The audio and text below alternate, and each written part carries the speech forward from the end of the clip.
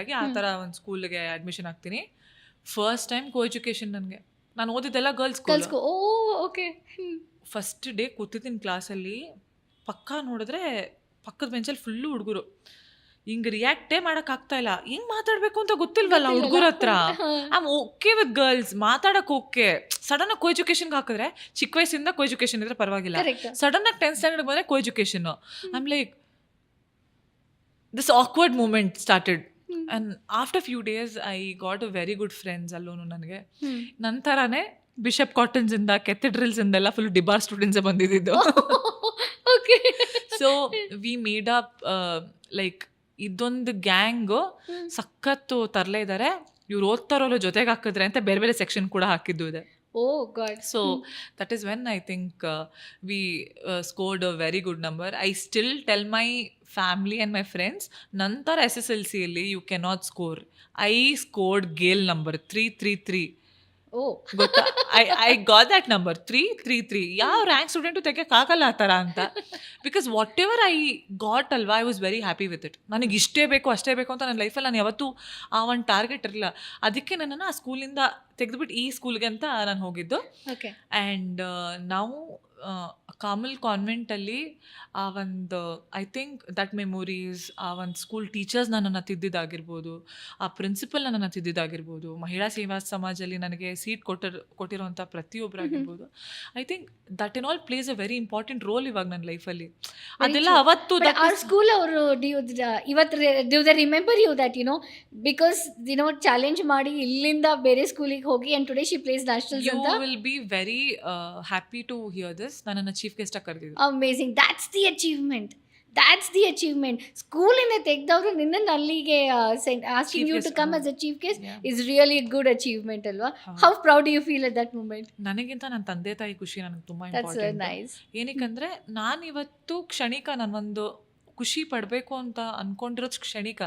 But ನನ್ನ ತಂದೆ ತಾಯಿ I think when they even smile ಅಲ್ವಾ, ಓಕೆ ನನ್ನ ಮಗಳು ಏನೋ ಮಾಡ್ತಿದ್ದಾಳೆ, ಏನೋ ಮಾಡಿದ್ದಾಳೆ ಒಳ್ಳೇದು ಅಂತ ಅಂದಾಗ ಅವ್ರಿಗೋಸ್ಕರನೇ ನಾನೆಲ್ಲ ಮಾಡೋದು ಅಂತ ನಾನು ಡಿಸೈಡ್ ಆಗಿಬಿಟ್ಟಿದ್ದೀನಿ already. And I think that is the time ಅಷ್ಟೇ. See, that's so nice. And also parents stood by you, plus you had an amazing coach. ಹೌದು ಅಲ್ವಾ? ಏಕೆಂದರೆ ನಾವು ಒಂದು ಅಚೀವ್ಮೆಂಟ್ ಮಾಡಬೇಕು ಅಂದರೆ ನಮ್ಮ ಬ್ಯಾಕಲ್ಲಿ ಒಬ್ರು ಯಾರು ಇಲ್ಲ who's directing you to go to the right direction, then it's a challenge. Okay Pooja, this is the right direction ಈ ಥರ. Because volleyball is completely something to do with your strength.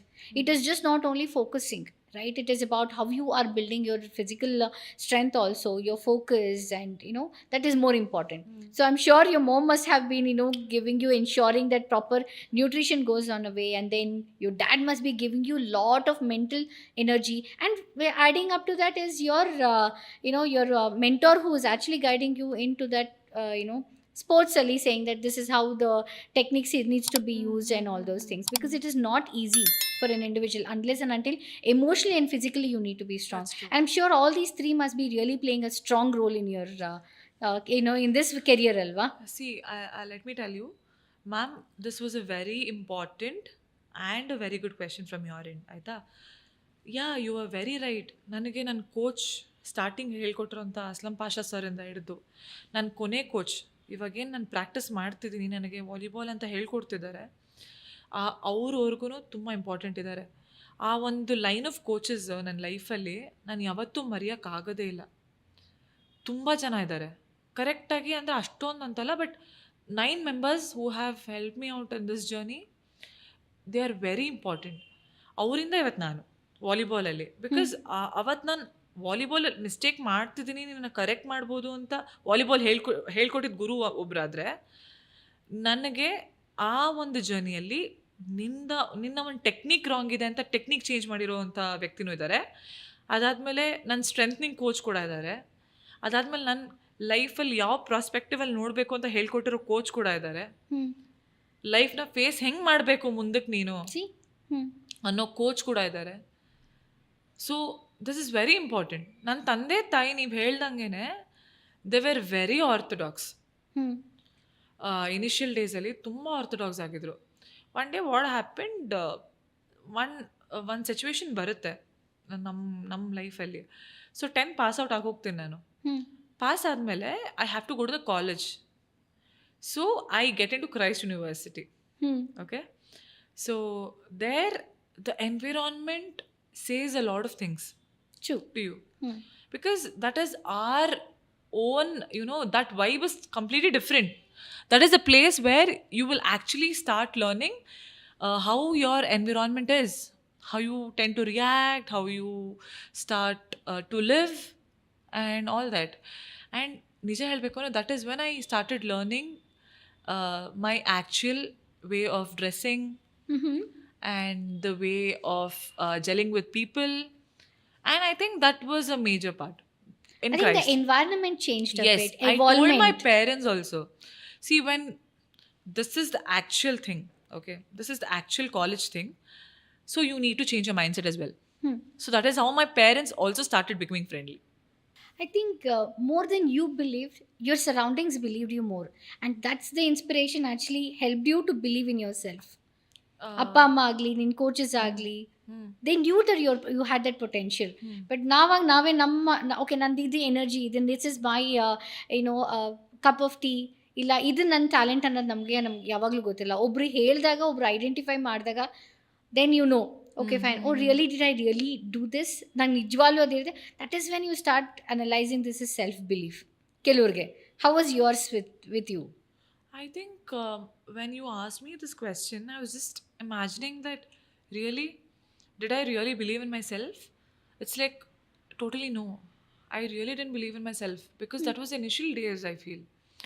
See, when you're doing something, when you have no maturity at that time, so you will need a guidance of your parents, you will need a guidance of your coaches. And I think I really got it.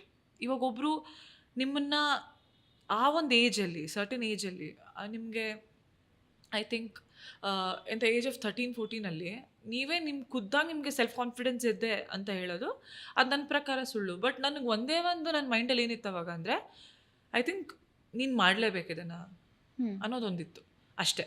ಛಲ ಅಂತಂದ್ರೆ ತುಂಬ ನೀನು ಇದು ಸಾಧಿಸ್ಲೇಬೇಕು ಅಂತ ಇತ್ತು ನನಗೆ. ನೀನು ಇದು ಮಾಡಿದ್ರೆ ಪ್ರಾಬಬ್ಲಿ ನೀನಿನ್ನ ವಾಲಿಬಾಲ್ ಆಡ್ತೀಯಾ ಅಂತ ನಾವು ಮನಸ್ಸಲ್ಲಿ ಅದೇನೋ ಒಂದು ಸಾರ್ಟ್ ಆಫ್ ಆ ಹಿಂಟ್ ಬರುತ್ತೆ ಗೊತ್ತಾ. And I think that hit me very hard.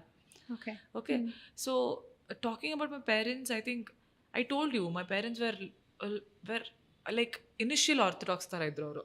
ಕಂಪ್ಲೀಟಾಗಿ ತುಂಬ ಫ್ರೆಂಡ್ಲಿ ಅಂತಲೂ ಇಲ್ಲ, ಏನೂ ಇಲ್ಲ. ಬಟ್ ಆಫ್ಟರ್ ಇನಿಷಿಯಲ್ ಡೇಸ್ ತುಂಬ ಅವ್ರಿಗೂ ಓಪನ್ ಅಪ್ ಆಗಿದ್ದಾರೆ ಪಾಪ. ಒಂದು they evolved along with you. Yeah, they did. I think this is the right word you can tell. They evolved along with you. They did. And today I can sense that because school, your schooling life was typical hudgir, without a co-education, then from there to a co-education, from there to a Christ college, that they have evolved along with you. Yeah. Okay, fine. I think the girl needs to understand the environment very well, stand out in the society. True. And all those things. They've supported me a lot. And also, when you say your Orthodox family is not very open to send their daughters to other states and everything to play like this, right? That's what I said. They've stood by you in every stages. Illa Pooja hogu parvagilla, we are there. We trust you in that. Haudu. ಅಲ್ವಾ? Because we've seen many people, especially ಸ್ಪೋರ್ಟ್ಸಲ್ಲಿದ್ದಾಗ ಬೇರೆ ಊರಿಗೆ ಹೋಗ್ತಾರೆ, ಅದು coming in from that family background ಏನಾಗುತ್ತೆ, lot of criticism. ಏನಕ್ಕೆ ಕಳಿಸ್ಬೇಕು ಹುಡುಗಿಯವಳು, ಸುಮ್ಮನೆ ಓದಿಸಿದ್ರೆ ಸಾಕಾಗುತ್ತೆ, ಏನು ಹೋಗಿ ಆಡ್ಬಿಟ್ಟು ಏನು ದೇಶ ಉದ್ಧಾರ ಮಾಡಬೇಕಾಗಿದೆಯಾ, ಆಲ್ ದೀಸ್ ಕ್ವೆಶನ್ಸ್ ಡೆಫಿನೆಟ್ಲಿ ಬರುತ್ತೆ. But I think you give a right example, right lesson to all those people. I am sure you must have face these criticism, lot of pull back, ಏನಕ್ಕೆ ಕಳಿಸ್ಬೇಕು. I think criticism became a part